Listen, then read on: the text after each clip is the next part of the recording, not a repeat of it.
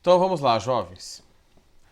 Exercicinho da reflexão interna total, 7.4, frente 2D, página 16.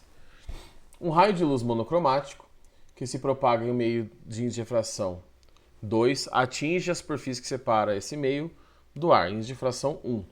O raio luminoso passará para o ar se o ângulo de incidência nessa superfície for. Então tem que calcular o ângulo limite. Seno do ângulo limite é N2 sobre N1. Aqui é o seguinte, tem que lembrar qual que é o N2 e qual que é o N1. O seno do ângulo limite, N2 é para onde a luz está indo. Ela está indo para o ar. 1. N1 é de onde a luz está vindo. Ela está vindo de um meio, que ele não fala qual que é, né? Que tem um índice de difração 2. Então o seno igual a meio. Qual é o ângulo cujo seno é meio? 30 graus. Então se falar, professor, vou marcar 30. Apesar que não tem essa resposta, né? 30. Para a luz atravessar, que ele quer saber assim, quanto que o raio luminoso passará para o ar, ou seja, ele sofrerá refração se o ângulo for menor que 30. Esse aqui é o limite. Até 30 graus sofre refração. No 30 acontece aquela aberração ali que eu falei para vocês no vídeo anterior.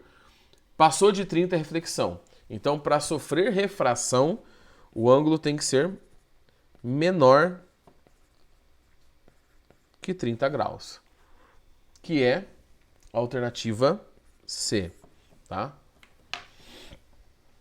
Lembrando que ele fala assim, ó, o passará para o ar é o ângulo de incidência. O ângulo de incidência é sempre comparado com a normal, tá? Mesmo que ele fala um ângulo de incidência na superfície, mas o ângulo é sempre em relação à normal.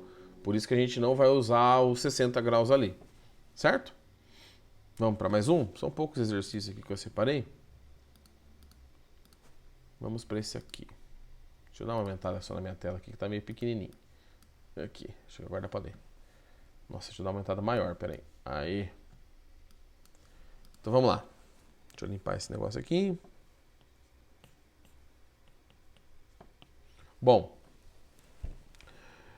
7.13, da mesma frente, página 17. Deseja-se realizar uma experiência de flexão total na interface entre dois líquidos imissíveis, usando um feixe de luz monocromático que incide de cima para baixo, como ilustrado na figura. Dispõe-se dos seguintes líquidos conforme a figura 2. Com base nesses dados, pode-se concluir que os líquidos A e B são. Eu só, professor, mas não tem ângulo, não tem nada. Lembra, para acontecer a reflexão interna total, a gente tem aquela equaçãozinha, né, N2 sobre N1, e existe uma obrigatoriedade que N1 seja maior que N2. Então a luz, o índice de refração do meio A, nesse nosso caso aqui, tem que ser maior que o índice de refração do meio B, da onde a luz vem para onde a luz vai, tá? E você tem uma outra obrigatoriedade que talvez vocês nem tenham percebido o que o exercício quer, que é a densidade. Se o líquido B está embaixo, significa que a densidade do líquido B é maior que a densidade do líquido A, tá? Então a gente tem que achar uma alternativa que compreenda essas duas coisas. Vamos analisar as densidades. Densidade primeiro. Tá com a ordem trocada as alternativas ali, agora que eu vi. 1 e 2. O 1 tem densidade 1 e o 2 tem densidade 0,87, tá? Então esse já não pode ser, por quê? Porque o líquido B, que seria o líquido 2, seria mais leve, ele teria que estar em cima. Já não pode ser a alternativa A. Alternativa C, 2 e 3. O líquido 2 seria o que está em cima, 0,87, e o 3, 1,25. Pela densidade bate, que é a nossa alternativa C ali, tá? Que está na ordem trocada. Vamos ver os índices de fração. O índice de fração do meio A tem que ser maior que o do meio B. O índice de fração de 2 é 1,5 e de B seria 1,4. Lembrando que eu estou fazendo de líquido 2 e líquido 3. Então bate os dois parâmetros. Ou seja, a alternativa é a C. Já está resolvido. Vamos só ver as outras alternativas que ficou tudo fora de ordem. A E, 3 e 4. 3 e 4, o líquido que estaria em cima seria 1,25, segundo a ordem que ele passa para a gente, porque ele fala respectivamente. E o que estaria embaixo, 0,8. Também não faz sentido, densidade estaria com posição inversa. 1 e 3. o 1 seria o líquido que está em cima, densidade, e o 3, o líquido com densidade 1,25. Beleza, pela densidade bate. Mas o índice de refração é diferente, ó. O 1 está com 1,33 e o meio B, que seria o líquido 3, 1,4. E a nossa obrigatoriedade é que a luz esteja vindo do meio de maior índice de refração para o menor. Então essa informação está trocada, não pode ser. E a alternativa D, 2 e 4. 2 e 4, a gente tem o mesmo problema da densidade, né? O líquido 2 tem 0,87, que estaria em cima, e o 4, 0,8, que estaria embaixo. Não faz sentido. O negócio é perceber que o enunciado ele fala respectivamente, então existe uma ordem ali para a gente analisar os líquidos, tá bom? Usamos dois conceitos simples de física, nenhuma conta. Vamos para o próximo? Só mais dois exercícios aqui. Vamos para esse aqui, que é o 7,14.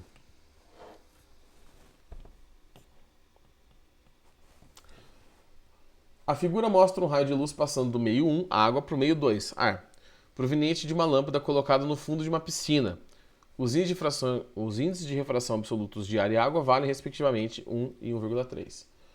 Ele passa o seno de 48 seno de 52. Sobre o raio de luz, pode-se afirmar que atingir o ponto A.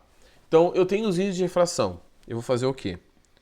Eu vou calcular para descobrir se está sofrendo refração ou reflexão. Seno do ângulo limite. A luz está indo para o ar, então aqui é 1. E ela está vindo da água, que é o meio com índice de refração 1,3. Aqui, gente, eu vou fazer a divisãozinha na calculadora, né? Porque não faz sentido ficar fazendo conta na mão. Vocês sim, no vestibular, eu não. O seno do ângulo limite é de aproximadamente 0,78, tá? Não, 0,77, desculpa. 0,77. Na minha conta aqui deu 0,77. Beleza? E aí o que você descobre?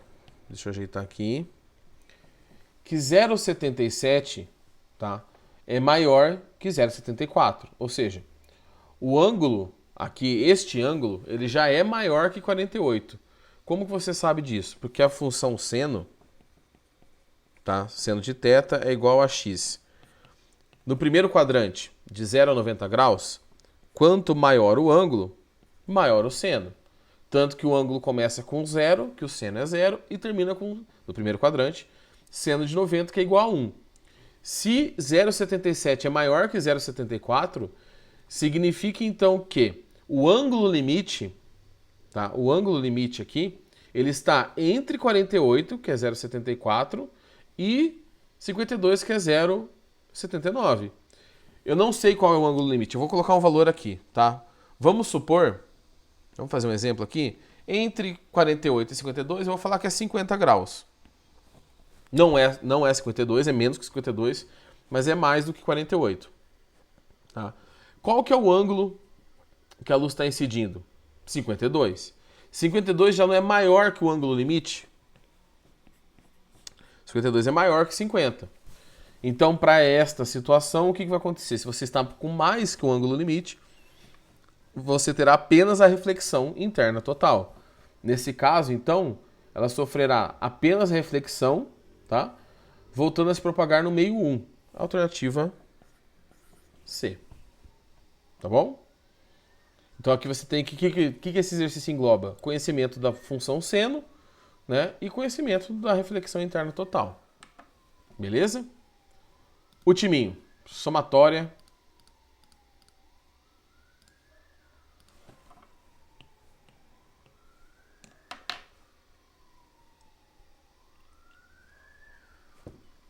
Sete 18.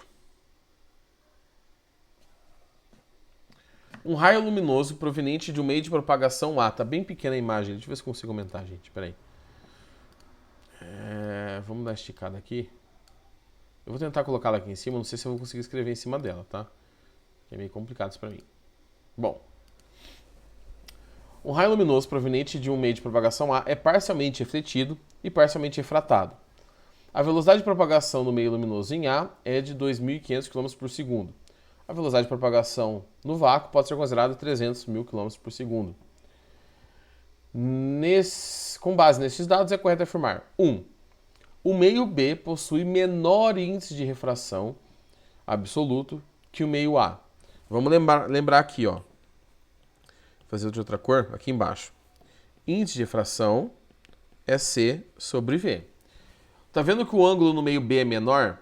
A gente sabe também que, pela lei de Snell-Descartes, que quanto maior a velocidade da luz, maior o ângulo com a normal. Então, se você tem a luz mais próxima da normal no meio B, significa que a velocidade é menor. Se a velocidade é menor, significa que o índice de refração é maior.